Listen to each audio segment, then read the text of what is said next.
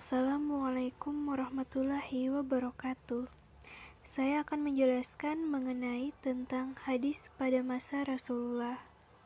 Berawal pada penjelasan tentang Allah yang menurunkan Al-Quran sebagai pedoman dan mengutus Rasul-Nya merupakan hal yang tak dapat dipisahkan. Segala yang Rasulullah ucapkan, lakukan, dan keadaannya, serta takrir beliau merupakan perwujudan dari Al-Quran. Para sahabat dan umat Islam lainnya dapat secara langsung berinteraksi dengan Rasulullah. Mereka dapat bergaul secara bebas dimanapun, dan Rasulullah dapat berinteraksi dengan mereka dimanapun, misalnya di rumah, masjid, pasar, ataupun dalam perjalanan, dan lain sebagainya. Oleh karena itu, mereka dapat secara langsung memperoleh hadis dari Rasulullah. Kedudukan Rasulullah yang demikian otomatis menjadikan semua perkataan, perbuatan, dan takrir Rasulullah sebagai referensi para sahabat. Dan para sahabat secara proaktif berguru dan bertanya tentang segala sesuatu yang mereka tidak mengerti, baik urusan dunia maupun urusan akhirat. Mereka juga mentaatinya, bahkan menirunya. Kemudian, ada beberapa cara Rasulullah dalam menyampaikan hadis kepada para sahabat, yaitu ada 4 cara.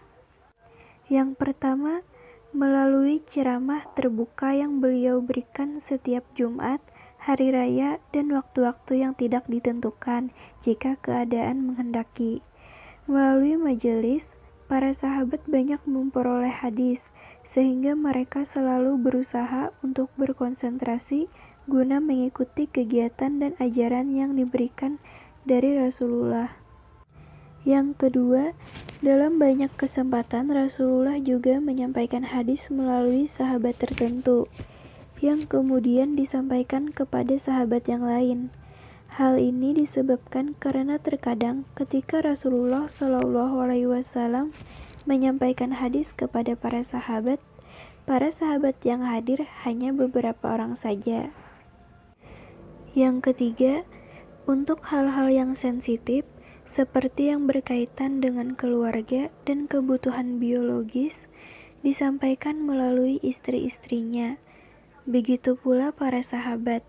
Jika ada hal yang berkaitan dengan hal itu segan bertanya kepada Rasulullah, maka para sahabat menanyakan kepada istri-istri Rasul. Yang keempat, cara lain yang dilakukan Rasulullah SAW adalah melakukan praktek langsung. Sahabat melihat secara langsung yang Rasulullah SAW lakukan, yaitu melakukan perbuatan terkait dengan ibadah, misalnya sholat dan berwudu. Kemudian yang kedua, saya akan menjelaskan mengenai latar belakang perbedaan jumlah hadis. Rasulullah hidup di tengah masyarakat dan para sahabatnya. Beliau terkenal sebagai sosok yang mudah bergaul dan berinteraksi dengan siapapun. Pada saat Rasulullah mengadakan ceramah terbuka misalnya, tidak semua sahabat turut hadir, sehingga mereka mendengar dari sahabat lain yang mendengar sendiri langsung dari Rasul. Adanya kecenderungan masing-masing sahabat yang memiliki fokus perhatian pada bidang yang berbeda-beda dalam periwayatan hadis menjadi latar belakang perbedaan jumlah hadis yang diterima sahabat. Itulah yang menyebabkan adanya perbedaan jumlah hadis yang diterima. Yang ketiga, saya akan menjelaskan mengenai perintah dan larangan menulis hadis. Larangan penulisan hadis pada masa Rasulullah dikarenakan adanya kekhawatiran bahwa hadis akan bercampur dengan Al-Quran yang masih berada dalam tahap proses penurunan.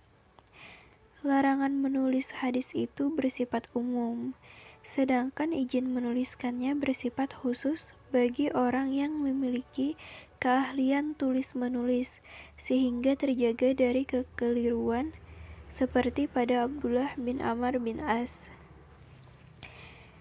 Sekian penjelasan dari saya, semoga dapat dipahami. Wassalamualaikum warahmatullahi wabarakatuh. Baik, Hadis pada masa sahabat. Periode kedua sejarah pengembangan hadis adalah masa sahabat, khususnya pada masa Khulafaur Rasyidin yang berlangsung sekitar tahun 11 Hijriah sampai 40 Hijriah.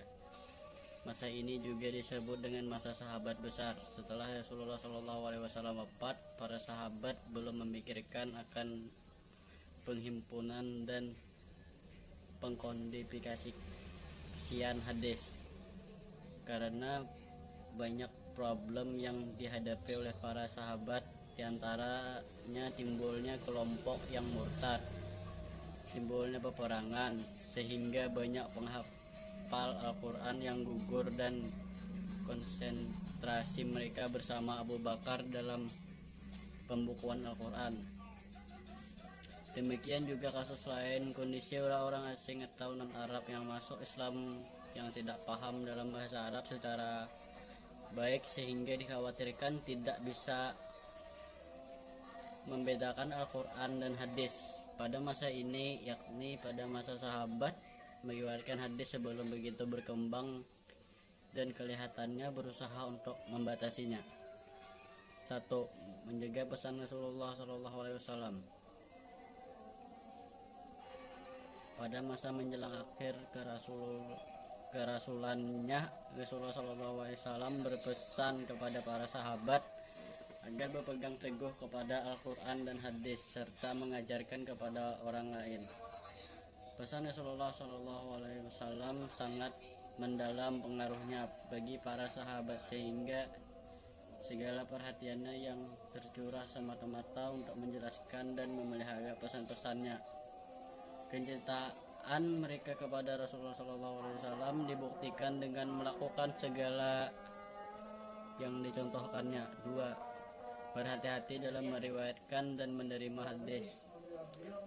Perhatian para sahabat pada masa ini masih terfokus pada usaha pemeliharaan dan penyebarkan Al-Quran.